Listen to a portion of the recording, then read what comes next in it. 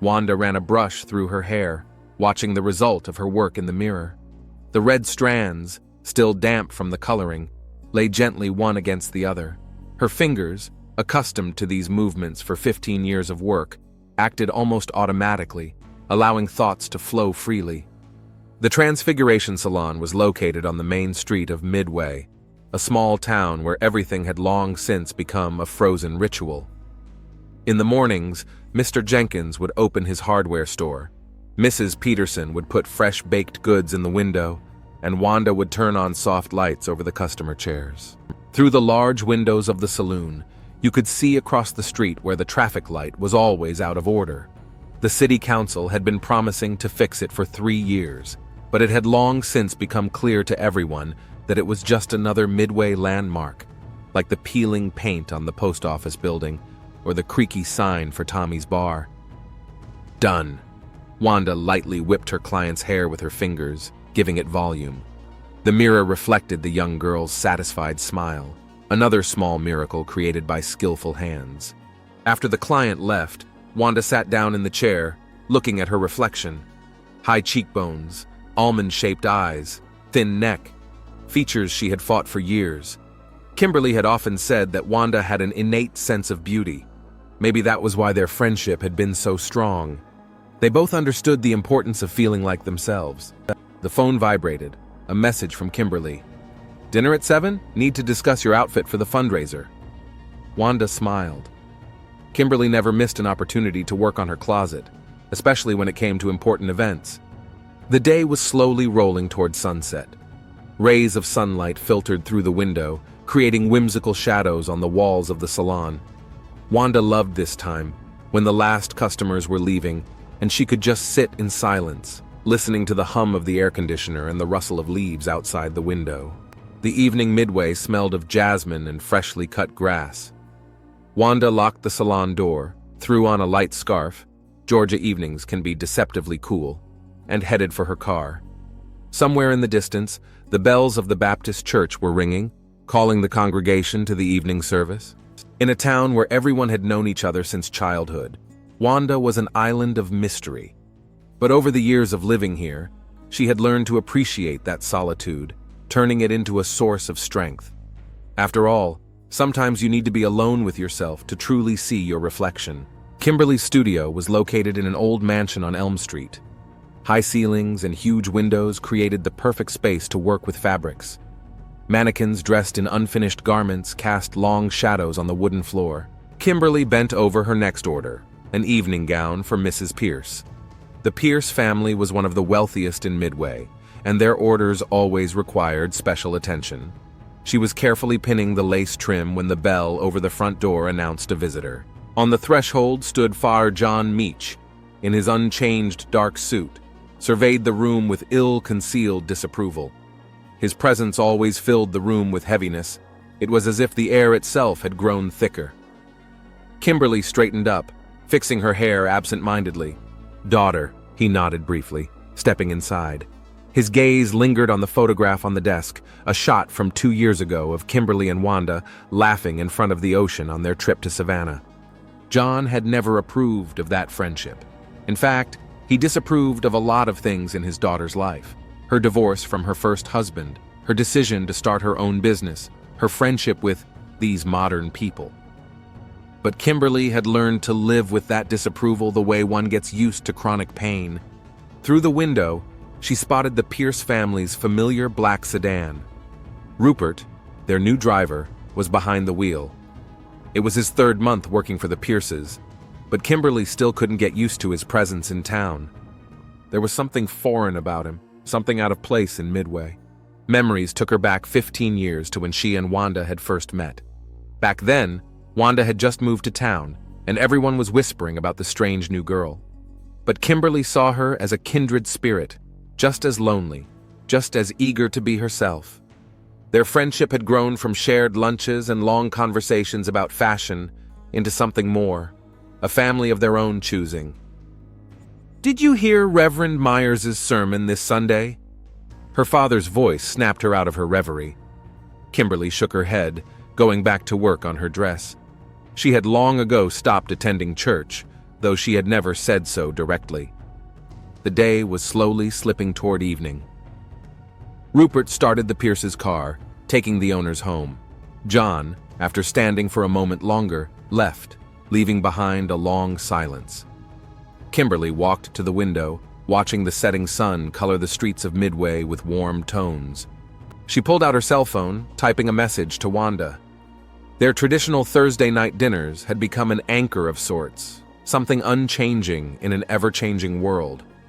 In the evening, they would sit on the veranda, drink wine, and talk about everything in the world, as they had done for so many years. Kimberly took one last look around the atelier. The mannequins in the twilight seemed the silent guardians of her little kingdom. Here, among the fabrics and pins, she felt truly free. Even if the rest of the world didn't understand her choices. The summer evening descended on Midway in a sweltering shroud. Wanda was sitting on the veranda of her house when she noticed the familiar figure of Rupert. He often visited Kimberly, who lived next door, but today he stopped at her gate. He was holding a box of tools. Kimberly had mentioned that her husband was going to help with a leaky faucet. Wanda remembered their first meeting at a friend's wedding 5 years ago. Back then, she'd kept a low profile for fear of attention. But Rupert, unlike many, had always treated her with simple human warmth. Perhaps it was this ease that had given rise to what was now eating her up inside. Their conversations had begun by chance. He'd come to the salon to get a haircut. She'd come to family dinners at a friend's house. Gradually, that special understanding had developed between them, when two can communicate without words.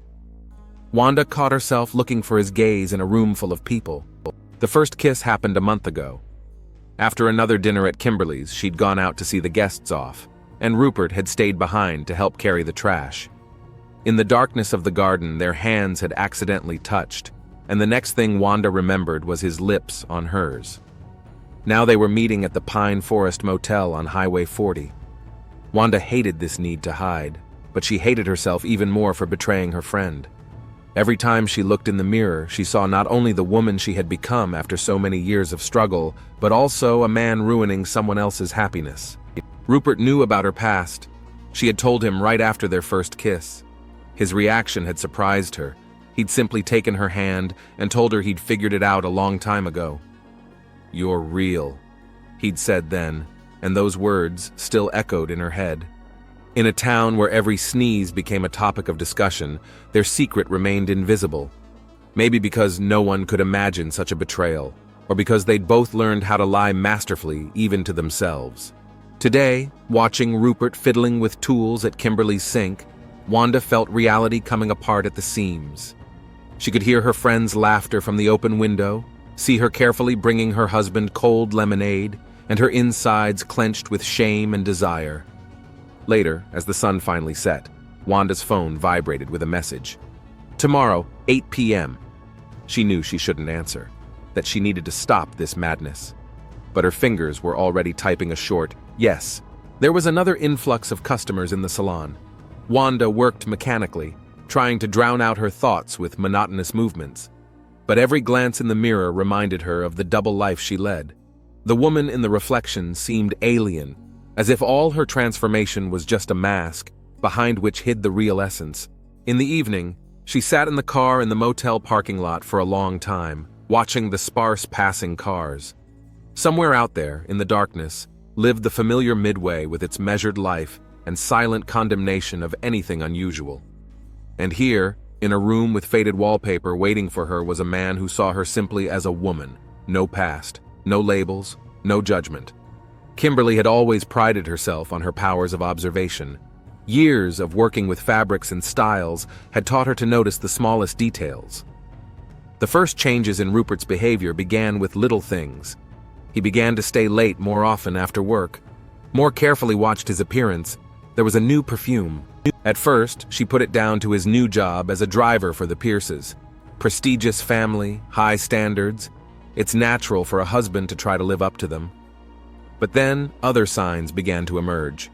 Rupert had become absent-minded, checking his cell phone often, and once she'd noticed how he'd quickly hidden it when she'd entered the room. In their small town, any news spread with the speed of wildfire. But there was no whisper of Rupert's infidelity. That seemed strange. Usually, the local hustlers knew about their neighbor's every move. So either Rupert was extremely careful, or his mistress was someone no one would suspect. Kimberly began keeping a diary of her observations. Each evening, she recorded her husband's return time, his mood, his explanations for his tardiness. Gradually, a pattern emerged. On Tuesdays and Thursdays, he was especially late, always citing Mr. Pierce's special errands. One such evening, she decided to follow him. She got into her car and followed, keeping her distance. Rupert didn't go to the Pierce house. Instead, his car turned onto the 40 freeway and stopped at the Pine Forest Motel. Kimberly parked on the opposite side of the road. Her heart was pounding so hard that it seemed to be pounding even through the closed windows of the car. She saw Rupert get out of the car and head toward one of the license plates. 10 minutes later, another car pulled up. Recognition didn't come immediately. First, Kimberly noted a familiar silhouette, then a distinctive gait. Finally, the light of a street lamp fell on the face of a woman hurrying toward the same room, and reality came crashing down on her like an avalanche. Wanda, her best friend, the woman she'd supported all these years, whom she trusted unconditionally, the woman who knew all her secrets, all her fears, all her hopes. Kimberly sat in the car, unable to move from her seat as the last rays of sunlight painted the sky blood red. Memories came flooding back. All those evenings when the three of them had sat on the veranda, the holidays together, shopping, long conversations about life, about love, about transformation. Every memory now tinged with the bitterness of betrayal. At home, Kimberly methodically gathered all the pictures of the three of them. Family albums, pictures hung on the walls, even random photos on her phone. Put them in a box and took them to the attic. Then she pulled out the bottle of wine she and Wanda had bought last week for their bachelorette party and poured it down the sink. Rupert returned late that night. He smelled of Wanda's familiar perfume, the same perfume Kimberly had helped her pick out last Christmas. He said something about work dragging on, traffic on the highway, fatigue. Kimberly listened to these lies with a kind of detached interest, as if watching a scene from a bad movie. At night, lying awake next to her peacefully sleeping husband, she thought about the fact that yesterday, her life seemed clear and right. She had a favorite job, a reliable husband, and a best friend. Now everything had turned into a shadow theater, where everyone played their part, but no one was sincere. In the morning, she called her father. John Meach had never approved of her friendship with Wanda. Perhaps it was time to find out why. Kimberly sat in her father's study, twirling a glass of bourbon in her hands. John Meach always kept a bottle of Jim Beam for special conversations. The massive oak desk piled with church pamphlets, the old leather chair, and the smell of tobacco created a confessional atmosphere. "Rupert's cheating on me." The words sounded muffled, as if they were foreign. John hummed, pouring himself 2 fingers. "With who?" he asked without much interest. In a town the size of Midway, cheating was commonplace, though carefully hidden behind a facade of propriety. "With Wanda." Kimberly took a big gulp. The bourbon burned her throat, but it was almost pleasant, at least some sensation other than the dull ache inside. John shrugged. "Well, daughter, it happens. Women often can't share a man. Remember the story about Pastor Johnson's wife?" Kimberly shook her head. Alcohol loosened her tongue, dulled her caution. "You don't understand, Daddy. Wanda, she's not really a woman. Or rather, she wasn't always a woman." She raised her eyes to her father and faltered. John's face had changed. The good-naturedness was gone, as if the mask had fallen away, revealing something dark, ancient. He slowly set the glass on the table. "What do you mean?" His voice became lower, a growling note in it. "Wanda used to be a man. She went through surgery, hormones. I knew about it from the beginning, supported her. We've been best friends all these years." Kimberly spoke hurriedly, as if afraid the courage would leave her. John stood up. In the light of the desk lamp, his shadow on the wall seemed huge. "So this pervert has not only desecrated the institution of marriage, but has abused nature itself?" His fists clenched. "And you've been covering for this god-awful creature all this time?" "Dad, Kimberly began, But John interrupted her. "Shut up! God created Adam and Eve, male and female. Everything else is of the evil one." He began pacing the study, his footsteps echoing resoundingly in the silence of the house. "They were laughing at us, at you, at me, at the whole town. This demon in female form has infiltrated our homes, poisoned our souls." John stopped at the bookcase, ran his hand over the spine of an old Bible. "And now your husband, too." Kimberly had never seen her father like this. His eyes burned with fanatical fire, his lips whispering something akin to a prayer. "How does the earth bear such an abomination?" he uttered at last. "How did we allow this to happen in our city?" She wanted to say something, but her tongue wouldn't listen. Her head was buzzing from the drink, and her father's words echoed somewhere in the back of her mind. The old clock on the wall struck midnight, and its chiming sounded like a funeral bell. "Go home, daughter." John's voice became unexpectedly soft. "Pray for your soul, and I must think." He walked her to the door but didn't even hug her goodbye, for the first time in years. Kimberly walked home through the deserted streets of Midway. Somewhere in the distance, dogs barked, and a heavy summer moon hung in the sky. She didn't know what exactly she had set off with this conversation, but she felt something irreparable had already begun. Kimberly waited for Wanda outside the salon. The evening sun was painting the windows orange, creating bizarre shadows on the sidewalk. The last customer was just leaving when she pushed open the door, making the bell jingle alarmingly. Wanda looked up from the appointment book. "Kim? I thought we were meeting tomorrow." Her voice broke off when she saw the look on her friend's face. 40th kilometer. Motel Pine Forest. Kimberly's every word dropped like a stone. "Tuesdays and Thursdays, always after 7. Wanda sank slowly into the chair. Her hands, usually so confident with scissors and combs, trembled slightly. "How long have you known?" "Does it matter?" "I trusted you. Let you into my life, into my family." Kimberly walked over to the mirror, looking at their reflections. "You know what the worst part is? I still remember supporting you as you went through your transformation, protecting you in front of others. And you—" "I love him," Wanda said quietly. "I didn't mean for this to happen.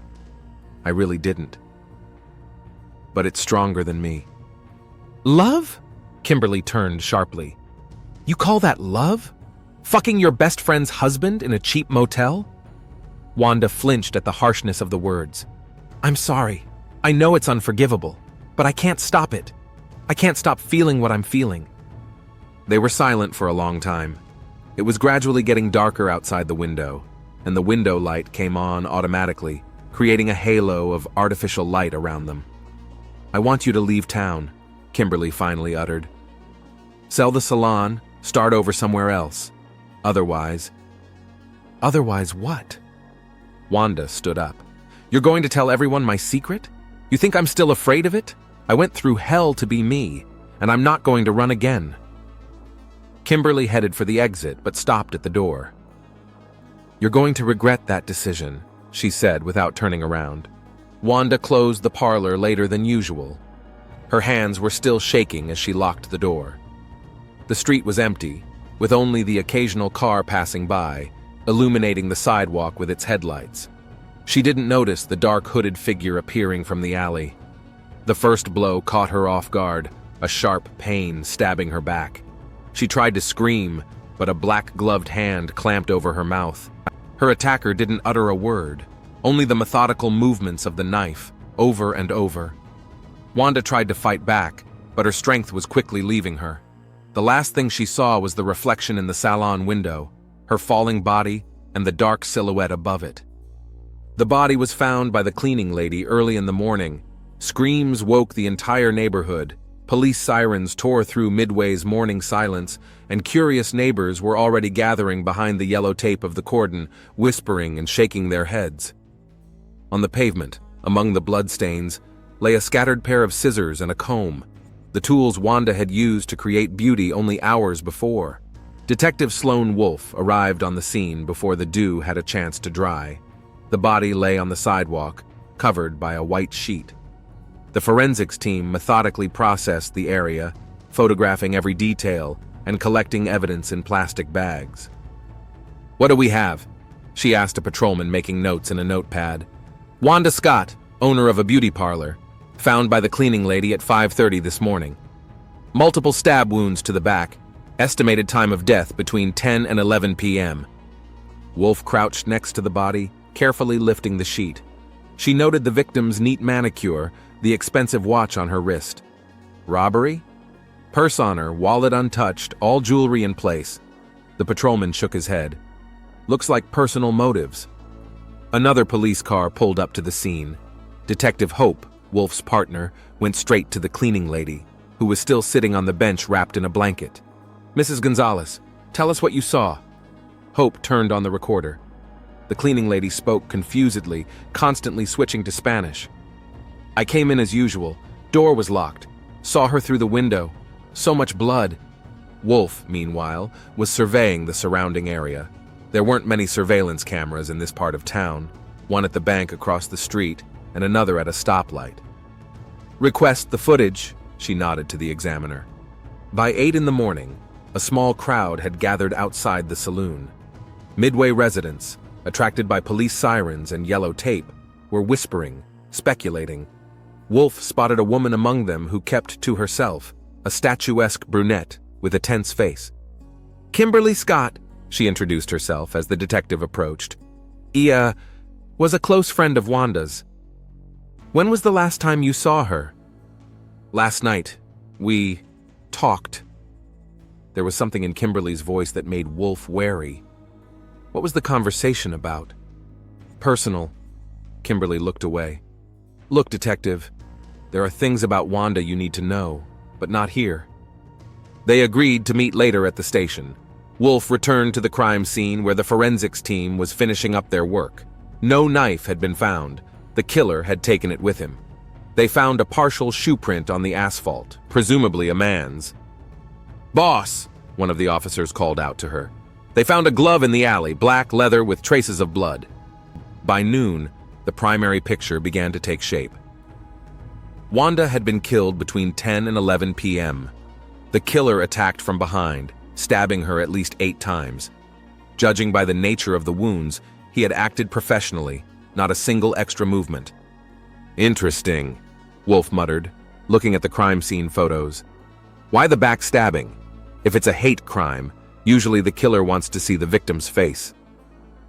On her desk was a folder with the first results of the witness interviews. No one saw anything, heard anything. Typical small-town story. Everyone knows everything, but no one will say anything. The interview room was small and stuffy. Kimberly sat at a metal desk with her hands folded in front of her. Detective Wolf studied her face, tired but collected. "Tell me about Wanda," Wolf began, turning on the recorder. "What exactly are you interested in?"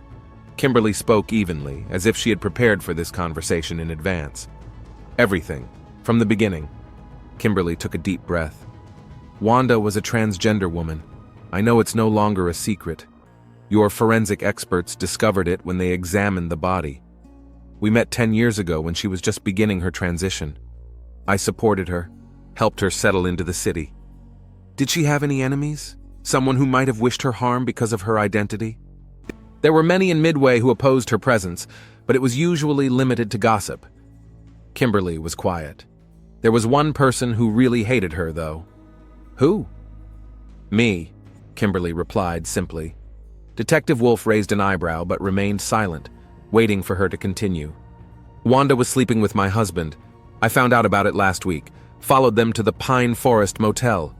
Kimberly spoke calmly, only the fingers clutching the cup of water turned white with tension.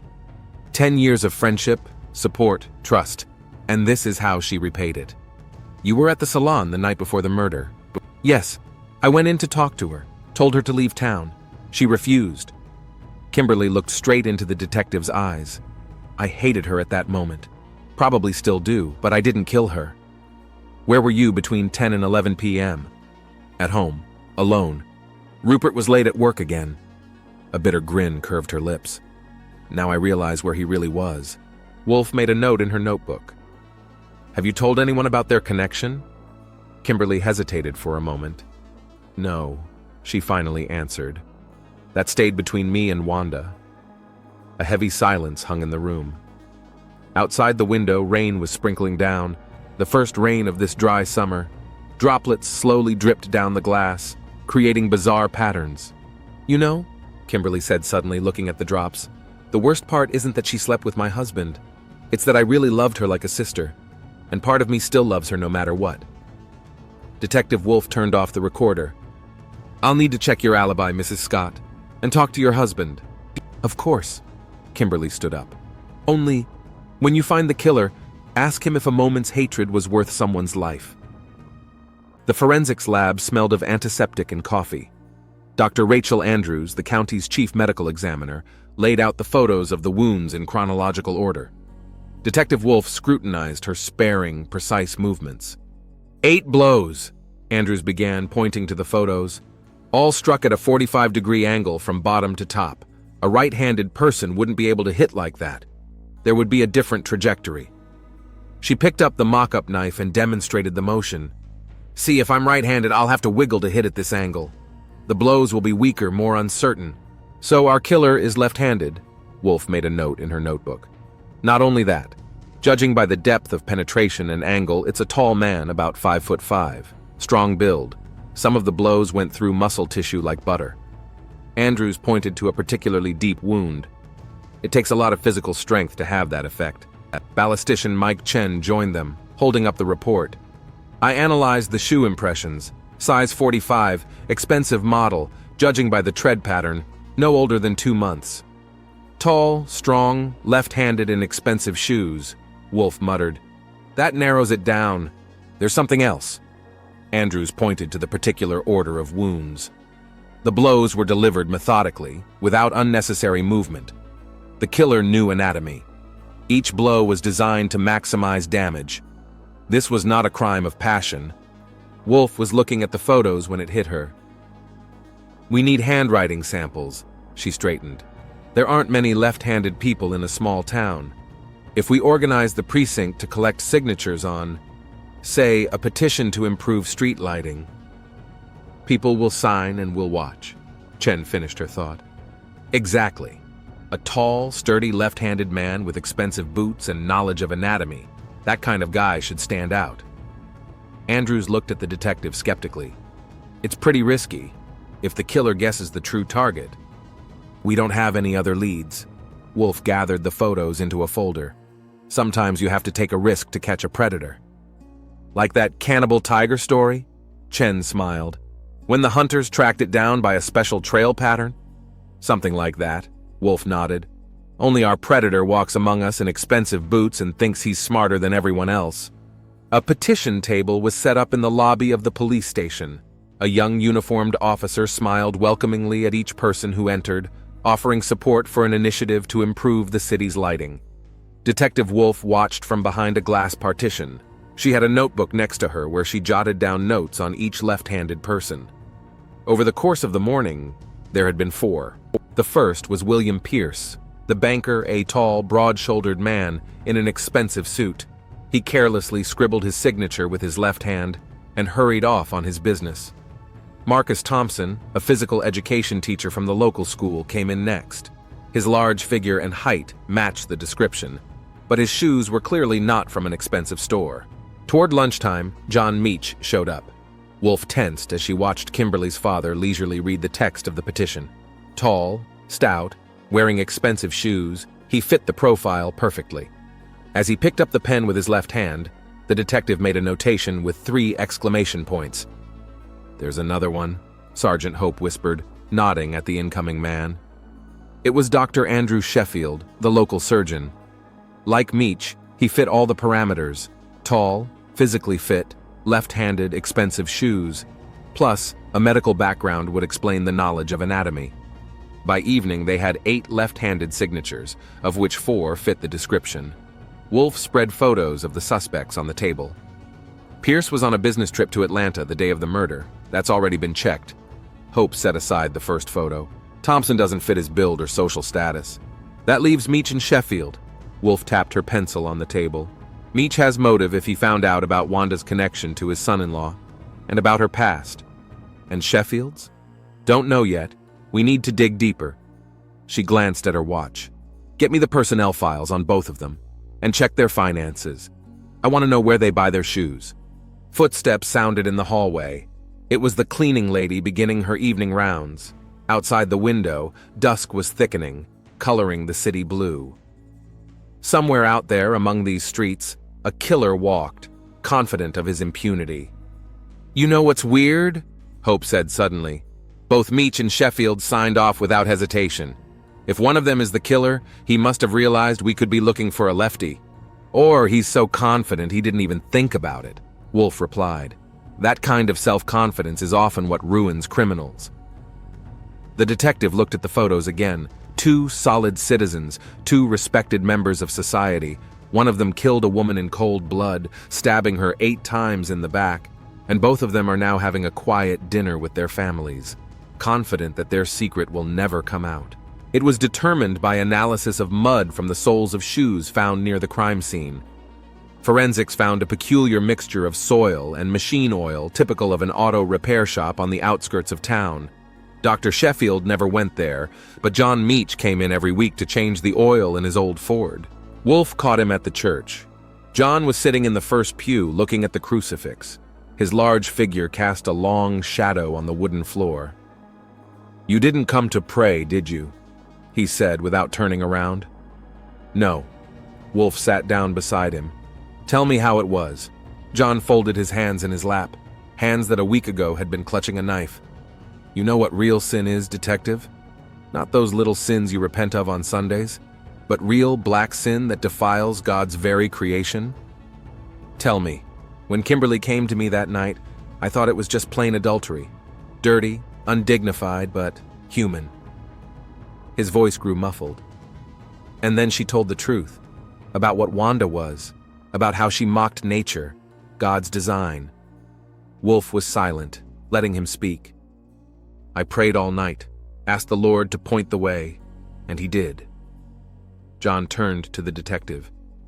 This creature seduced my son-in-law, ruined my daughter's marriage, but worst of all, it pretended to be a woman, blasphemously distorting the image given by the Creator. Is that why you decided to become the punishing hand? I cleansed the city of its filth, delivered it from the monster in female form. The same fanatical gleam appeared in his eyes that had been there the night he'd spoken to his daughter. Every stabbing was like a prayer. Every drop of blood was atonement. Did you watch her? Knew when she was closing the salon, waited in the alley, wanted to make her repent first, but... He shook his head. Such creatures are incapable of repentance. And then you went home quietly, slept, went to work, even signed a petition at the station. I did God's will. I have nothing to be ashamed of. Wolf pulled out the handcuffs. John Meech, you're under arrest for the murder of Wanda Scott. You have the right to remain silent. He didn't resist. He let them cuff him, walked calmly to the police car. He stopped just outside the door, looked up at the sky. You know what the worst part is, detective? It's not that I killed him. It's that I'm still convinced it was the right thing to do. In the car, John began to recite a prayer. His deep voice filled the cabin, mingling with the noise of the engine. Wolf stared at his reflection in the rearview mirror, a large, confident man whose faith had become a deadly weapon. In the courtroom, Kimberly sat up straight, keeping her eyes on her father. When the judge read the sentence, life imprisonment, she didn't move. Only the fingers clutching her purse turned white with tension. After the hearing, she sat in her car in the courthouse parking lot for a long time. Her mind replayed her father's words, his confession, the gruesome details of the murder. He'd killed a man, her best friend, and he did it thinking he was protecting his daughter, his family, his faith. A half-empty closet awaited Kimberly at home. Rupert had packed his things yesterday. His note lay on the kitchen table. I'm sorry. I can't stay. It's too much. He hadn't mentioned Wanda, their affair, his betrayal. Just ran away, leaving her to deal with the shards of their life. The phone was ringing off the hook. Reporters, neighbors, former clients. The story of the murder of a transgender woman by a religious zealot went viral on the national news.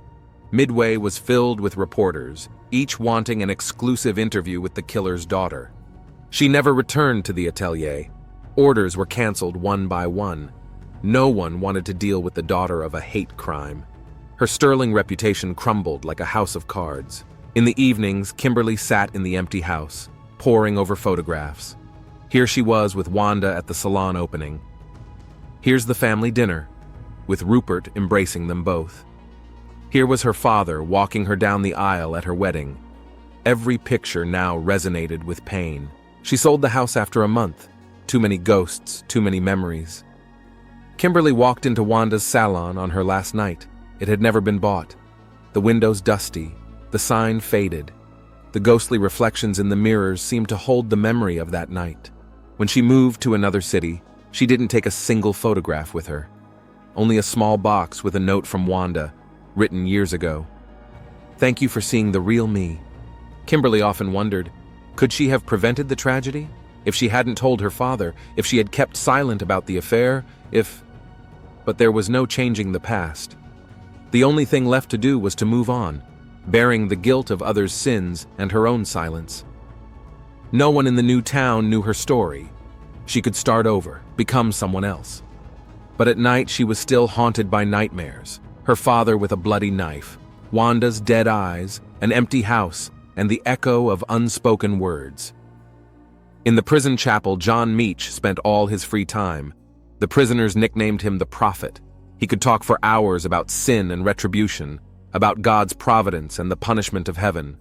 His thick voice echoed off the gray walls as he preached to outcasts like himself. The warden allowed him to organize a Bible study group. Every Wednesday, the inmates gathered in the chapel, eager to hear his interpretation of the sacred texts. John spoke of Sodom and Gomorrah, of the flood that had cleansed the earth of its filth. In his interpretation, each story became a parable of just punishment and the need for cleansing. Letters from Kimberly came once a month, short messages about the weather, about her new life in another city. She never mentioned Wanda, Rupert, or the past. John folded these letters in his Bible, between the pages of the Book of Judges. His daughter didn't visit him. He didn't expect her to. In his mind, she too needed atonement for her years of friendship with someone he considered a sinful creature. At night, lying on his narrow prison bunk, John remembered that night at the saloon. But there was no remorse in his memories, only a sense of duty done. He believed that he had become an instrument of higher justice, a purifying fire to burn out the foulness. In his cell, in addition to the Bible, there were scribbled notebooks, his own interpretations of Scripture, interspersed with reflections on the modern world. He called them the Book of Purification. The prison chaplain who read them saw them as signs of worsening religious fanaticism, but John considered them his spiritual legacy. When other inmates asked him about his crime, he answered simply, "I did God's will." The same fire burned in his eyes as the night of the murder. Psychologists called it pathological self-confidence, but to John, it was simply faith absolute and unyielding. In the spring, when the prison yard was covered with sparse flowers, the last letter from Kimberly arrived. "Goodbye, Father," she wrote. "I pray not for your forgiveness, but for my healing." John read the letter 3 times, then carefully placed it in his Bible. That evening in the chapel, he delivered a particularly fervent sermon on Abraham's sacrifice, on his willingness to give up his dearest possessions in the name of faith. His flock listened to every word, not noticing the tears in their prophet's eyes. In his cell, a homemade crucifix hung on the wall above his bunk. Every night John prayed before it, but now his prayers did not ask for redemption or forgiveness. He asked only that his sacrifice not be in vain.